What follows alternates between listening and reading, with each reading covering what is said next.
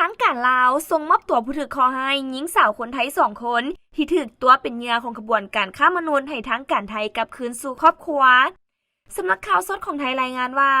วันที่17 กรกฎาคม 2026 เจ้าหน้าที่กวดค้นเข้าออกเมืองและเจ้าหน้าที่ตำรวจประจำจังหวัดหนองคายพร้อมด้วยหน่วยงานสหวิชาชีพได้ร่วมกันรับการมอบตัวหญิงสาวคนไทย2 คนจากทางการลาวที่ได้ทำการส่งตัวกลับคืนอยู่ที่ด่านขวามิตรภาพลาวไทยแห่งที่1เวียงจันทน์หนองคายภายหลังที่ตกเป็นเหยื่อของขบวนการค้ามนุษย์จากการสอบถามเบื้องต้นให้รู้ว่าในระยะเดือนกุมภาพันธ์หญิงสาวคนไทยทั้ง2 คนมีอายุ15 ปีซึ่งเป็นคนจังหวัดเชียงใหม่ได้พักอาศัยอยู่หอพักแห่งหนึ่งในอำเภอฝางร่วมกับหมู่ผู้หญิงอีกคนหนึ่งต่อมาวันที่3 เมษายน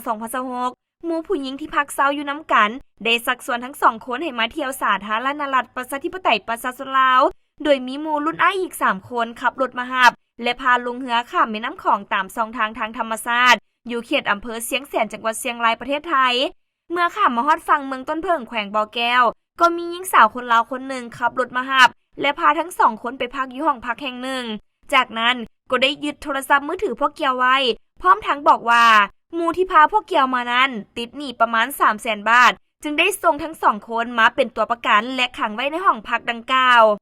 หลังจากนั้นอีก4 วันที่7 เมษายน 2026 ได้มีชายสาวจีนอีกคนหนึ่งเดินทางมาพบหญิงสาวทั้ง2 คนพร้อมทั้งส่งโทรศัพท์ให้โทรหาครอบครัวและญาติพี่น้องเพื่อเอาเงินมาไถ่ตั๋วโดยคู่ว่า